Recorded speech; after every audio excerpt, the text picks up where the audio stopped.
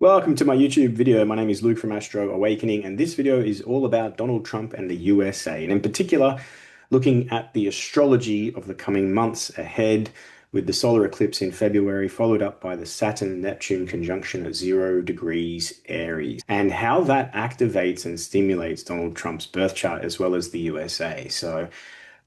In this video, I'm not really interested so much in his politics and whether you are pro-Trump or against Trump. This is not the point of this. This is to, first of all, establish the understanding of Trump as a symbol. What does his symbolic represent? What role has he played, especially since 2016? So we are now 10 years down the track from 2016 as we enter 2026. We're also going to look at his birth chart and what it reveals. So the type of character he is and what sort of latent potential is stored within the birth chart as like a natal promise and how that might be activated or triggered at this part of his journey on the earth. We're going to go back to the staged assassination attempt in 2024. And if that's triggering to you, where have you been living? It was pretty obvious that that was a staged political event. And it was timed perfectly to the astrology. In fact, that was part of a very vague prediction that I made a few months before that assassination by looking at his chart, and that rang true in July of 2024. We're going to go and look at Barron and Don Jr.'s birth charts as well, because when there are things happening to a particular family member, they are reflected in the other family member's chart, especially if there's a likelihood of significant events occurring. So what I'm going to illustrate here is there's a lot of activations to Donald Trump's chart, and then I want to see if those signatures reflect in the children's charts. Now, I'm using Barron's and Don Jr.'s charts because I have good, clean data for their birth chart details, whereas his other sons and daughters, I don't have such great details, so vague birth times. So with Barron and Don Jr.'s, we've got very significant charts that we can have a look at and analyze them. And just, again, paint a picture, put it all into context. We're going to look at the solar eclipse on the USA birth chart. So February solar eclipse, followed by the Saturn-Neptune conjunction, 0 degrees Aries. And then we're going to tie that back to the 2025 Aries ingress chart for the USA, as well as looking at the 9/11 chart for the USA and what was triggered at 9/11 in the USA's birth chart and how that might correlate to February this year. And then finally, I'll put it all together with a summary. So it's going to be a longer than normal video. I hope you stick around to the end. Let's get into it. So let's first take a look at Donald Trump as a symbol, the trumpet. Okay, so if we take the trumpet out of its musical connection and just look at the use of the trumpet in the world, it's used as a signaling instrument. In fact, if there is a planetary energy that the trumpet most aligns to, it's Mars, right? Very destructive, sort of decisive force. And if we are entering into conflict, well, you blow the trumpet before, so people are ready for war. The other thing the trumpet is good at doing is alerting you to things, creating awareness, creating a stiff shock to the system so that all of a sudden you are aware of what's going on or you see a danger ahead, right? So the trumpet's use is to actually bring into light or awareness an abrupt shock to the system so that you pay attention. So if you think from 2016 to now, what has Donald Trump been doing in a very polarizing way? He's been bringing a lot of the hidden corruption, right? A lot of the hidden propaganda and programming and the hidden agendas to light throughout all different mechanisms of not only local politics and bureaucracy in the USA, but also worldwide politics and bureaucracy. So if you look at what he's done from 2016 to now, this 10-year process, he's played the trumpet very well. He's brought things to light. He's made people pay attention. He's brought things to light in a way that's very triggering and polarizing. Now, the other place that we find the trumpet is in the tarot card Judgment. Okay, you'll see this sort of archangel character blowing the trumpet, and you'll see these people rising from coffins. So the Judgment card is associated to the planet Pluto. And Pluto is bringing from the unconscious into conscious awareness all of the things that are buried. In this case, all of the people coming out of the coffins represent all of this hidden dark stuff that's coming to light. right? Because it heralds a time of significant transformation. So a trumpet really is a sharp disruption that alerts you to something, a shift in awareness, right? That sort of shakes you out of your unconscious state and makes you become very alert and aware, maybe even hypervigilant. Now, the association with this trumpet, right, being blown and the card for the tarot card for Pluto, which is about transformation. This is about the death of the old and the rebirth of something new. This is the phoenix moment of transformation. So everything that is corrupted, everything that's not in alignment to the new birth is burnt away. As this card shows, it also has to bring it from the dark and into the light. The dark in this case is the unconscious. So prior to Donald Trump, collectively, I would say, not individually, because some people have been aware for some time, but collectively, since 2016 through now, there has been a lot of dark, hidden shit that was in our unconscious that's being brought to light. Even the word, the deep state that they refer to all the time. This is the deep state of the unconscious, right? It's the hidden bureaucracy. It's the man behind the curtain. And what Trump has done, if you watch symbolically and objectively, what has he done is he's blown the trumpet and blown the lid on the coffin, and everything has come to light. And it puts us precariously at this particular junction for humanity, at the end of the old and the birth of something new. And the trumpet for the last 10 years has been blowing. Is this the signal that war is coming? Let's dig a little further. So here is Donald Trump's birth chart, 14th of June, 1946. Sorry to all you other Geminis out there that share a birthday with the Trump star. In typical Gemini fashion is the sign of duality. So Geminis intrinsically can be very polarizing. Sometimes they get referred to as like, you don't know whether you're going to get Jekyll or Hyde.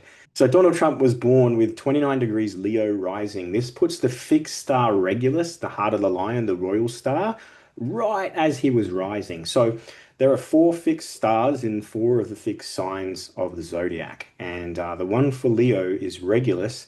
And if it is rising conjunct the sun or the mid or one of the angles, it tends to be very prominent. So the fact that he's 29 degrees Leo rising, the anaretic sort of degree of crisis, if you like, and he has Regulus rising, we're going to look a little bit deeper at Regulus and what it represents symbolically, especially in context to now, 2026. So he was born on a lunar eclipse. And if you look at the sun at 22 degrees of Gemini and the moon at 21 degrees, he was born about an hour or so before the exact lunar eclipse, and very, very tight, potent, like full lunar eclipse. The nodes are conjunct the sun and moon, very, very tight by orb. So that gives him another sort of emphasis on polarity, right? Because the sun and moon are opposite each other. Think of opposition, and that's what Trump does. He creates this sort of spark that you either love him or hate him. You're either with him or against him. There's very little middle ground with Trump. That is the path to find here, is to find the center. You don't want to be on the extremes, especially with Pluto moving through Aquarius. Extremes will unify through conflict. Gemini, so he's a Gemini sun with Uranus conjunct the sun. Uranian people are not here to conform. They're individualistic and rebellious. They break the norms, right? They break the status quo. So, he's intrinsically this type of character. He has come into this old traditional sort of system of governance and politics, and he has shaken things up from the get-go. Another reason why he triggers people, right? So again, it's not the personality, it's symbolically what he's doing and represents. If you take it personally, you have to look within. You have to look at your own shadow and where you're out of balance and where you're in polarity. Because if he is triggering you in his personality and he's the bad man, he's just a symbol. He's just an icon. He's just something that is here for us to use as a tool, right, through this time of great awakening. And his job is to blow the trumpet. Lastly, one of the major, I mean, there's more than this too, but these are just the main points I wanted to address with his birth chart. He's Mars rising.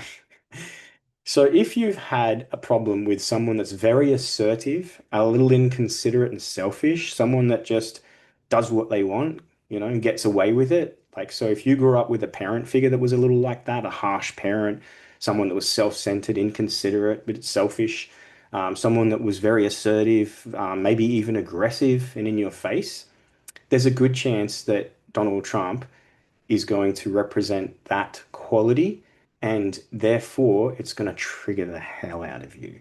Mars rising makes him that sort of martial type character where he's direct, he's assertive. Even look at his appearance. He is red. And he's very like in your face. He doesn't back down. This is that sort of conquering martial quality of Mars as an energy. And it's pretty much conjunct his ascendant. This is what Ptolemy and Valens had to say about natives born on a lunar eclipse. Valens was a second century Hellenistic astrologer, and Ptolemy was from about 100 to 170 AD, Greco-Roman mathematician, geographer, astronomer, and astrology. And this is what they had to say about people being born on a lunar eclipse. So the native does not simply belong to the crowd. People who carry the consequences of a larger collective force, and their lives are shaped by reversals, sharp rises and falls, and fated events. So Donald Trump certainly fits that symbol as a character. So now, if you understand this energetic imprint and from 2016 through now and what he has represented, a lot of these different qualities are expressed through him and his characteristics, traits, and even him as the symbol that represents this trumpet. Like I said earlier, Donald Trump was also born with the fixed star Regulus rising, one of the royal stars. Now, Bernadette Brady has written an excellent book, and I'll show it here, The Eagle and the Lark, Predictive Astrology. It's a fantastic reference book for anyone wanting to get deeper into the art of astrology and forecasting. It's a fucking phenomenal book. I really, really love her book. There's so much good content in that and the way that she explains things. She also goes deeply into eclipses. So it's a fantastic book. She has another book called Fixed Stars. And in that book on fixed stars, this is what she has to say or sort of reference in relation to people born on the fixed star Regulus. Ptolemy describes the star at the heart of the line as having the nature of Mars and Jupiter, indicating power, command, and forceful authority. Robson associates the star with violence and destructiveness, noting that while it may bestow honor and high position, such success is often brief or unstable.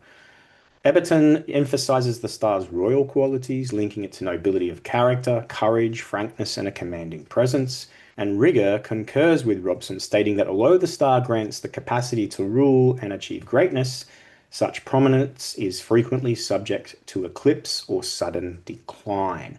She further goes on to say that Regulus places someone above the ordinary rules, and the moment they abuse that position, balance must be restored. The higher the throne, the harder the fall. This is why Regulus is infamous in the charts of disgraced leaders, public figures who self-sabotage, people who had it all and lost it suddenly. And what I will further to this is that the nemesis of Regulus is revenge. And if you rise to a position of authority or power or nobility and then seek revenge on those that may have challenged your position, then this is when you suffer the fate of Regulus, which is a sudden fall from that position of authority or power. If you put that into context to Donald Trump, and we want to watch that in relation to what's been going on with the supposed stolen election of 2020 and how he's going after the people that, were responsible for that. So that's been building in the background for some time. There's a little bit towards the end of 2025 where that's become more publicized and in the media. So just keep watching that in the early stages of 2026 because it would seem that he is hell-bent on retribution. And this is not the thing to do when you're dealing with the noble Regulus royal star, because then you increase the likelihood of a sudden fall or loss of that position. So what I wanted to show you next was the transit chart for the Trump assassination of 2024, 13th of July, 2024, in Butler, Pennsylvania. which was where he was iconically shot in the ear. You can see this picture here with the Secret Service, the blood coming down, his fist raised, and then strategically placed in the background was the American flag. And this was in the lead up to the 2024 election, which further, solidified a lot of support for him, and which he went on to win in a landslide. So the reason that I believe that this was a staged event is because it was too perfectly timed to the astrology, which was a Uranus-Mars conjunction, directly square Donald Trump's Mars and slash ascendant.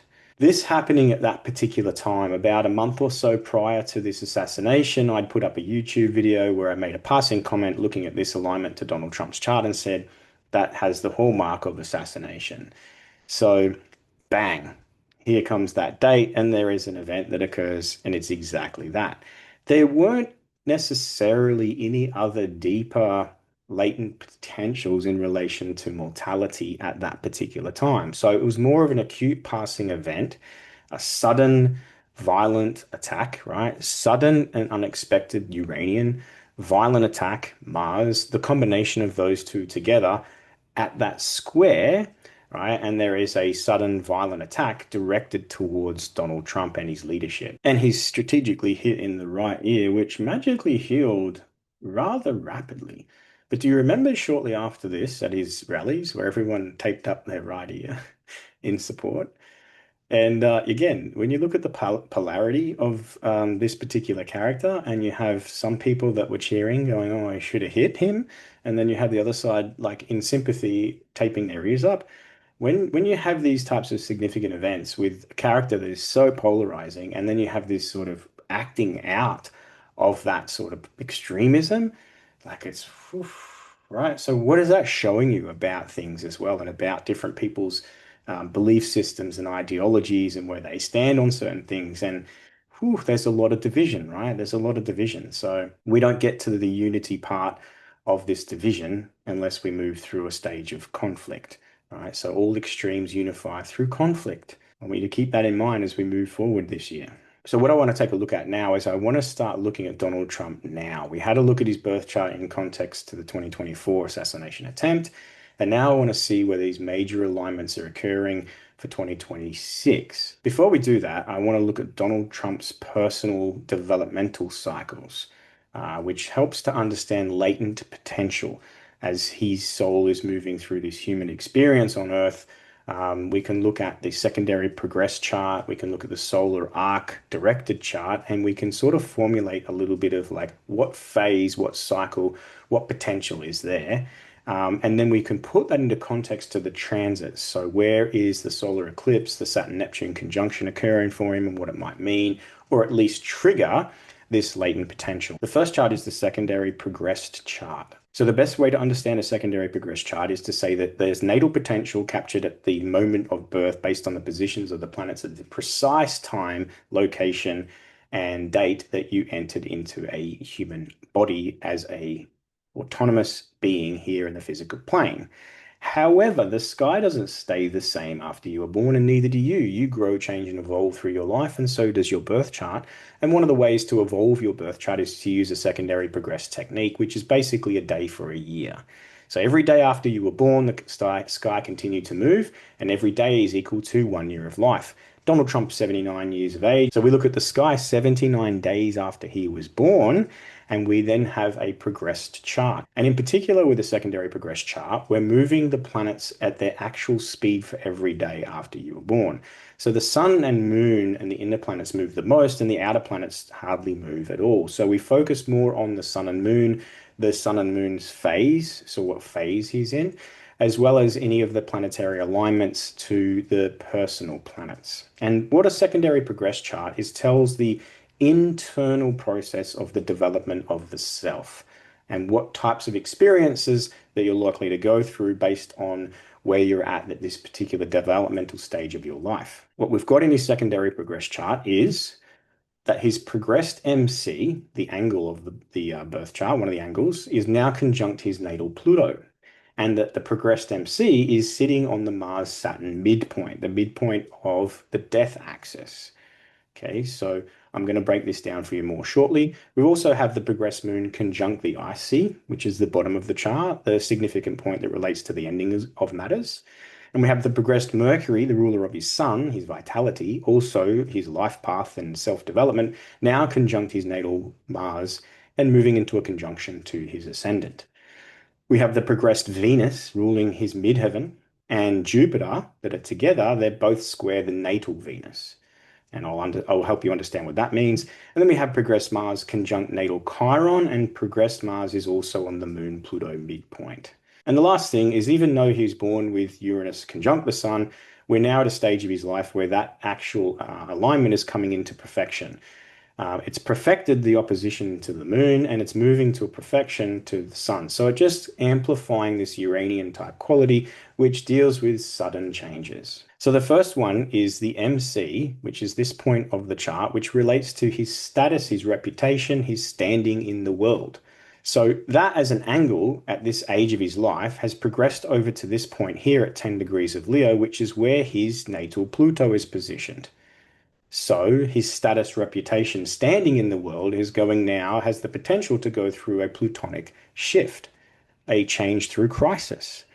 And interestingly, that Pluto is sitting at 10 degrees of Leo, which is the midpoint between Saturn and Mars, which is the halfway point that fuses those two planetary energies together, becomes a very significant sensitive point, and when triggered, can actually amplify or activate both the Saturn and Mars together. And that particular midpoint is known as a bit of a death axis, right? A sudden stop to life force. If you want to go deeper into midpoints and the use of midpoints, I recommend you go check out Olga on YouTube. She's an Australian astrologer. She's a GAN trader. She does a lot of financial and other sort of predictive and forecasting stuff, and I highly recommend you check her out. His public status and reputation, his standing in the world, has now moved to a position where it's in alignment to natal Pluto. And that position is also on the Saturn-Mars midpoint. We also have the progressed moon down here, which is in the first quarter phase of a lunar cycle, which spans 29 years, has now made a conjunction to the bottom of the chart, the IC. So that's opposite the midheaven. So again, there's an opposition. So there's tension. There is a potential for change. And then this point here, 24 degrees Scorpio for him, relates to the IC, which also deals with the ending of matters. And as the moon makes its conjunction there, it squares back to the natal Mars, which is the co-ruler of Scorpio. So again, there's a bit of a trigger if you look at that. So you could potentially face something that significantly ends. Now, when it ends with the moon across that point, it's the end. There's no going back. There's the change, and there's no rebirth here. Progressed Mercury conjunct natal Mars. So here's Mercury when he was born. At 79 years of age, it's progressed in the position of 27 degrees of Leo. So here it is here now, and it's moved into conjunction with natal Mars. So it can then actualize potential of Mercury Mars. And what have you noticed over the last 12 months in particular? He's gone a little rogue, especially with, what he's saying and suggesting, and, his takeover of Venezuela, and he wants to take over Greenland and all these things. So this martial energy is now infused within this mercurial energy, and he's a mercurial person because he's a Gemini, right? So the planet that rules the sun is also responsible for a lot of the development of life path stuff. So the experiences he might go through that helps development of his character, his identity. So sitting on that Mars, it's a little bit of a trigger point, right? Because Mars is a very sort of initiating, igniting sort of energy to deal with. Progressed Venus and Jupiter are together down here, and they are both now squaring back to the natal Venus. Now, why does this matter? Because Venus is the ruler of Taurus, which is this point here. So the ruler of his MC, being Venus here at 25 degrees Cancer, is receiving a square from itself. And squares are always about forced change. Usually something occurs and change has to happen. And whether you want to or not, you're forced into making some change of action. So this Venus squaring natal Venus in that position, it's primed for a significant forced change to his MC, his status, his public reputation, and his standing in the world. He has progressed Mars, moved into a conjunction to natal Chiron, and now progressed Mars is sitting on the Moon Pluto midpoint. So, firstly, the Chiron can be an acute moment of either pain or potential healing, but certainly where he is more sensitive or prone to reactiveness from his place where he feels like he's been hurt or betrayed, or where he wants to take justice, right? Being that Chiron is in Libra. And then Mars is sitting on the midpoint between Pluto and the Moon, which can make him a little bit more violently reactive than normal, right? So think about retribution, revenge. Think about his rogueness that's happened in the last little while. Now, I want you to think about this, not necessarily personally from him, but symbolically in what it represents. You can certainly see a lot of this energy now manifesting through how he shows up in the world, his agenda, and what he's doing, the way he's going about it. And furthermore, he's continuing this extreme polarization. How do we deal with that moving forward? Don't go on to either end of those extremes. Stay in the middle and observe, objectify, pull back and detach. Witness this and watch it from a symbolic perspective. But if it's triggering to you, look away. And finally, it's not a major consideration, but this is the progressed Uranus now moving into perfection with his sun and opposite his moon, which creates a time period in his life where things can be volatility. There can be a lot of volatility, sudden and unexpected changes, especially to his identity, his character, his role he plays. So the next thing I want to do is I want to look at his solar arc directions, which is another layer here. Now, secondary progressions, which is the chart we just looked at, and now we have these solar arc directions. Okay, so secondary progressions, more of an internal process of change to identity and character and roles and all those types of things. Who am I being and who am I becoming?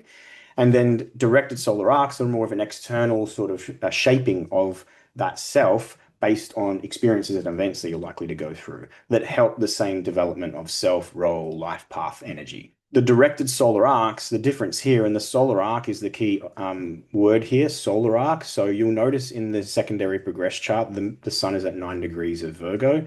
And in the solar arc directed chart, it's in exactly the same position. That's because in the secondary progressions, we're moving one day for a year. The sun moves about a degree a day.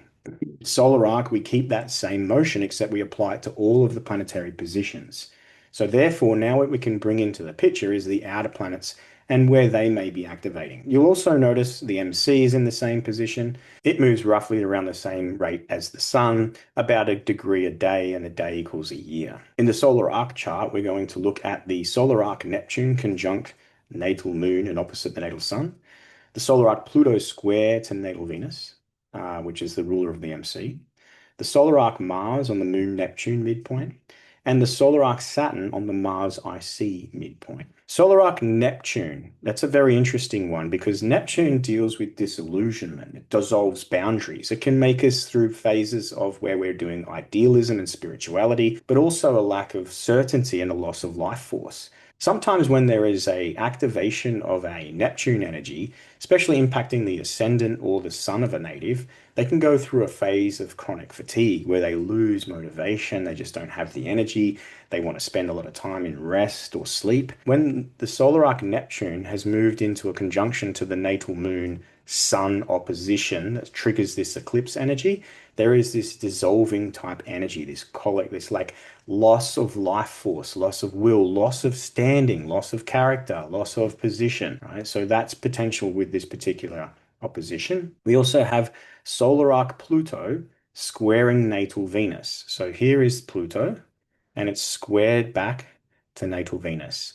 So again, there is the potential for crisis-driven change in relation to his status, his reputation, and his standing. Here's the solar arc Mars sitting on the moon Neptune midpoint, the halfway point between these two. So when the moon Neptune energy in there can be an impact directly on the emotions and the physical body, and then Mars sitting on the midpoint can trigger sometimes this rogue reactivity, sort of unusual, acute type, assertive, violent type of behavior.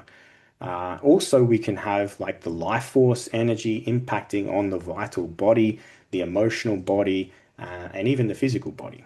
And then lastly, solar arc Saturn has now directed to sit right on the midpoint between Mars and the IC. And Mars and the IC, right, that midpoint can relate to life force and then the ending of matters. And Saturn, which is the planet of the end or a stop or a restriction or a limitation or even death. He's the Grim Reaper. What you reap, you sow, the karmic sort of retribution comes around. Saturn is now triggering that Mars IC midpoint. So it's important to understand with this analysis of Donald Trump's chart, it doesn't necessarily speak in and of actualities. It just lays potential there, right? Now, what happens is when we look at the transits, in other words, when we look at the planets in the cosmos at this particular time, the collective energies, they can then become triggers to this potential.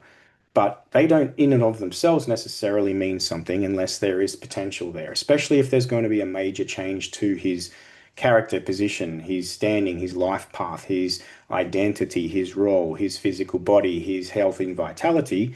There needs to be some potential that is there that can be realized by an activation of a transiting planet, which is basically activation of an event. Can he go through an event and then does that potential be realized?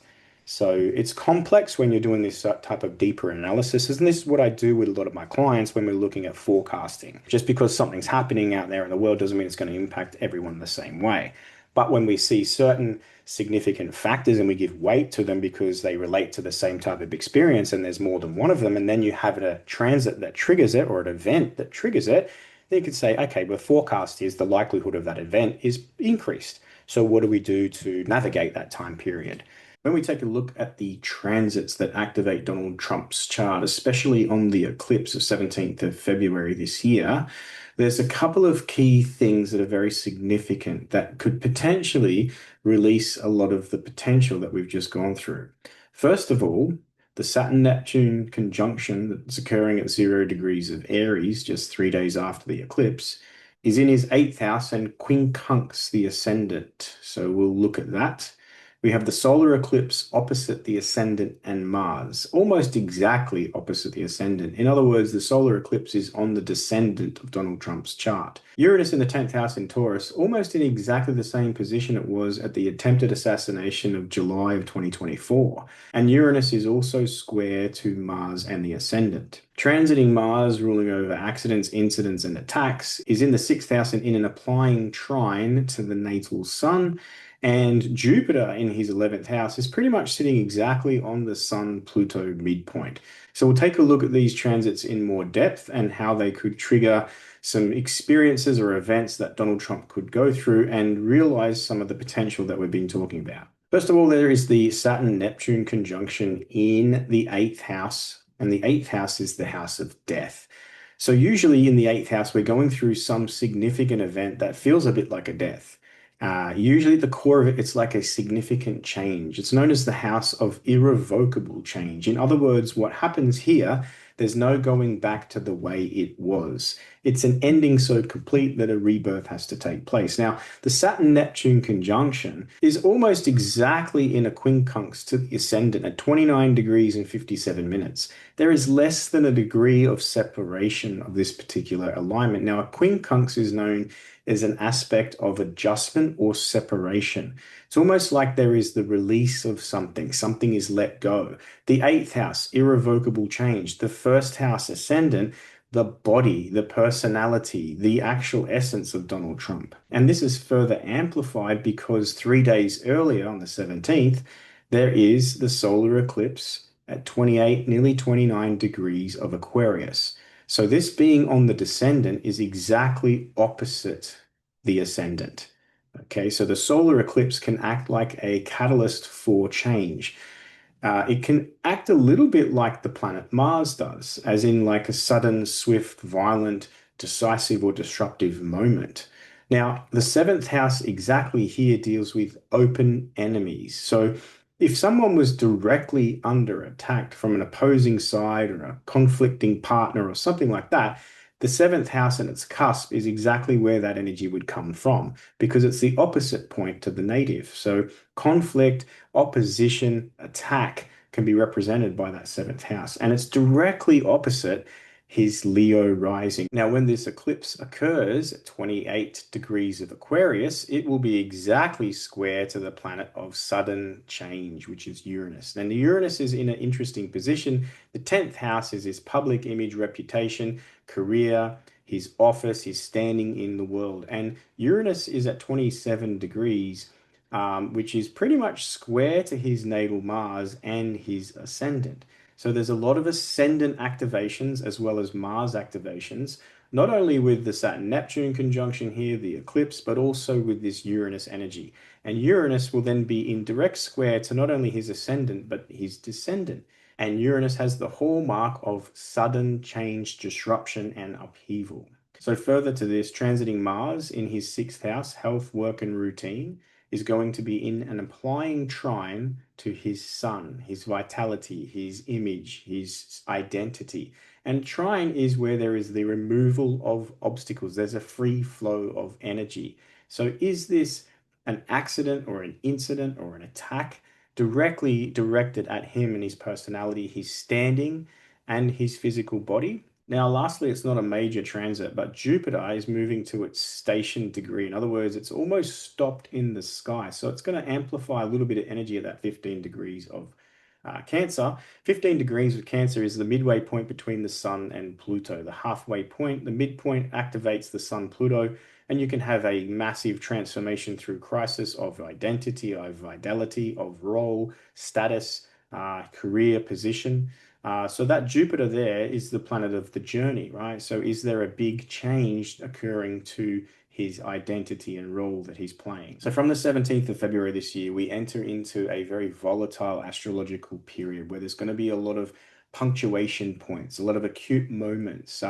After the 17th, on the 20th is the Saturn-Neptune conjunction. 3rd of March will be the lunar eclipse. A month later or so, towards mid to late April, we'll have Saturn, Mars, Mercury all conjunct all together in Aries. That could be a very sudden, decisive stop or a very harsh moment where things come to a halt. So from the 17th or roughly halfway through February forward, things are looking pretty spicy for the Don, right? He's got a lot of activations through his progressions, his solar arc directions, and now his transits to his chart.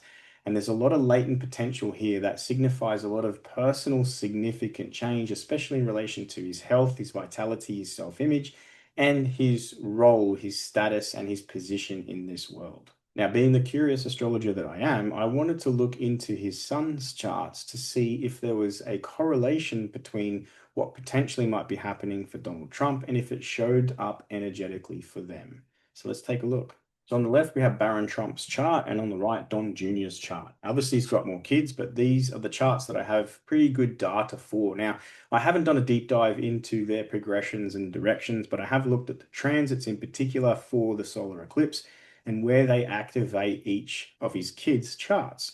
So with Barron, the solar eclipse is almost conjunct his ascendant, but it is in the 12th house side of his ascendant. The interesting thing to note with Barron's chart is that the Saturn-Neptune conjunction is almost conjunct his sun. Now, the sun in a child's chart will be indicative of the influence or relationship or image of the father. The other point in a child's chart that can relate to their father is their midheaven. Saturn and Neptune sitting on Barron's sun is a very interesting activation. The other planet that can relate to father is Saturn. So we have the sun, we have Saturn, and we have the midheaven that are all parts within a chart that can relate to the father image, the father figure, the father's influence, the father's relationship. So the Aquarius eclipse, which gives a lot of potent potential to this Saturn energy as it's sitting conjunct Neptune, the planet of disillusionment, Saturn, the lord of karma and death, sitting directly on Barron's sun. Over here in his 11th house is Pluto transiting at 4 degrees of Aquarius, directly opposite his Saturn. So a trigger to that particular part of his chart, while Mars in the 12th house is exactly square to Jupiter. Now, Jupiter rules two signs. One of them is Pisces, Barron is a Pisces, and the other is Sagittarius, which activates the midheaven. So there is a strong connection and correlation to Barron's chart around the eclipse that signify or activate the qualities of his chart that relate specifically to his father image, and father relationship. And then we look at Don, and now Don's chart, he has 1 degree of Aries on his midheaven. So again, the Saturn-Neptune conjunction, less than a degree away from a conjunction to his midheaven, the point that relates to his status, his reputation, his standing and his father figure. Now, as Saturn and Neptune come together in Aries, they also make a quincunx to his natal Saturn. And Don Jr.'s Saturn is interesting because he's a Capricorn. So the planet that rules the sun is Saturn. So not only is his midheaven being triggered by this Saturn-Neptune conjunction, but also his natal Saturn. So midheaven Saturn, both representative of authority figures, father figures, and then being hit by Saturn at the same time. Interestingly, which we doesn't show up on this particular chart, but his progressed sun at the moment has moved 28 degrees of Aquarius. His progressed directed sun is sitting at 28 degrees of Aquarius, and the eclipse is at 28 degrees of Aquarius in the eighth house as well. So the eighth house is the house of change, so we go through this irrevocable change, this death and rebirth. The sun obviously represents identity, but also father image. There are some very strong astro alignments in both Barron and Don Jr.'s chart that relate directly to their father at around the same time that Donald Trump is receiving those major directions, progressions, and transits. So absolutely one to watch. All eyes on the Trump star as we head into the eclipse and beyond. Now let's take a look at the solar eclipse on the 17th of February in connection to the USA's birth chart. So we have the solar eclipse exactly conjunct the natal moon of the country, and this is known as the mother country because the sun, Jupiter, Venus are all in Cancer with Mercury, and the moon is the ruler of Cancer. So the ruler of the identity of America is being hit by this solar eclipse. Saturn Neptune conjunct the IC. So this conjunction of Saturn and Neptune is on the IC of the USA birth chart. The IC in a nation's chart relates to the home of the people, the home of the brave, land of the free. That would be the IC. Pluto is conjunct the South Node in quincunx Jupiter and Venus, Jupiter being the ascendant ruler. Uranus is square the moon, semi-square the sun, and exactly trine to Pluto. And Jupiter is conjunct the sun and square to Saturn. So let's break it down. The moon in particular has a lot to do with the identity of the USA and the mood of the people. In the third house, this is the house of commerce, communication, navigation, and transport. This is the message, right, of the people. So the moon being triggered by the eclipse actually stimulates a lot of this Cancer energy as well. So foreign relationships, our foreign identity, debt in particular, and the mood of the people. And you can sort of see that leading up to this eclipse, there's a lot of polarization going on in the US at the moment. There's a lot of rejection as well of this symbol that they thought was the savior, in other words, Trump.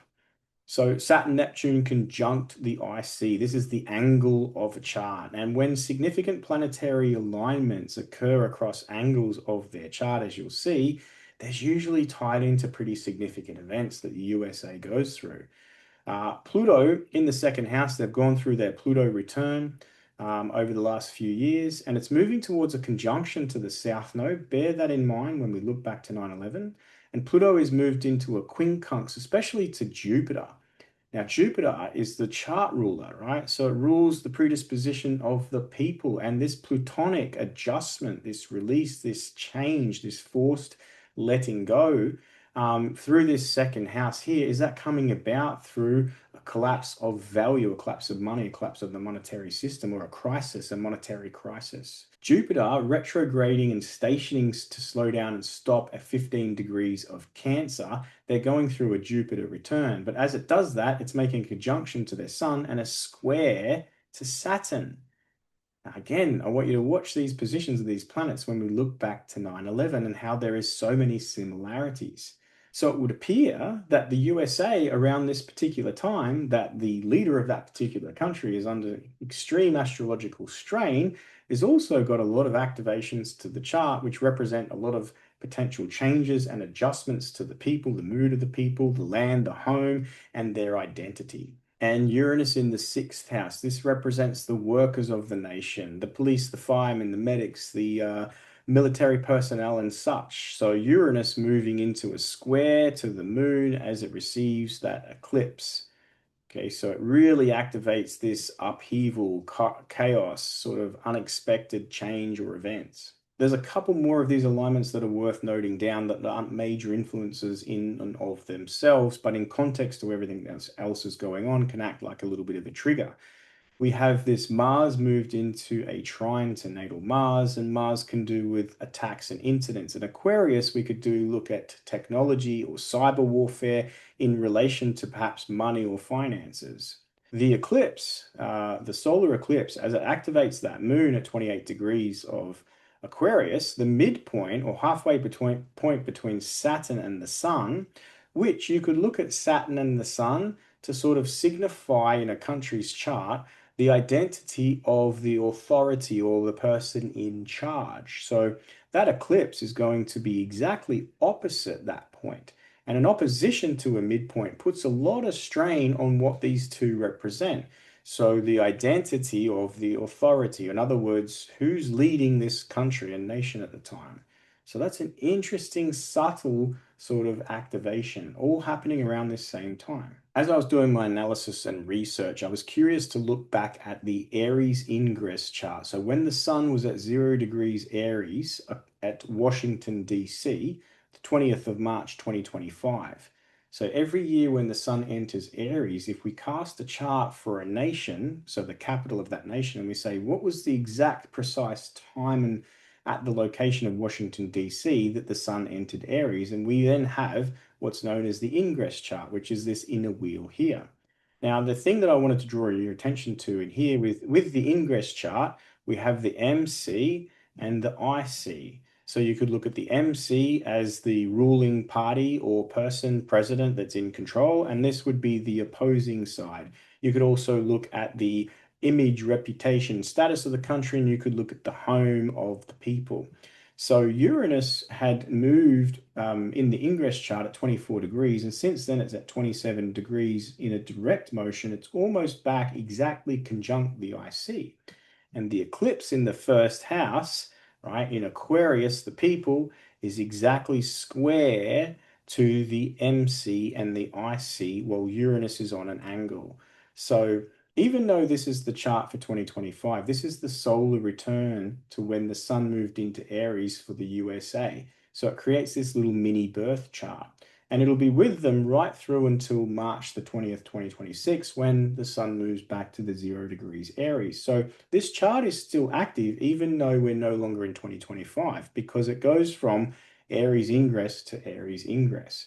And the eclipse, being a very significant activation of that particular chart, Mars just moving into the first house and making a quincunx to natal Mars. Mars by Mars, do we have some attack or adjustment or incident, or there's some sort of volatility or aggression or outrage? Definitely could be understood by looking at the ingress chart. So I think it's important that we take a look back at 9/11 and what was happening to the USA's birth chart at the time of the Twin Tower attack. Now, that was such a significant event, not only for the USA, but the entire world. I always tell people that really that was the beginning of the end that we're moving through at the moment, right? That's when the veil became down, the twins collapsed, right? This illusion, the veil was removed, and we started to see with two eyes for the first time in a long time.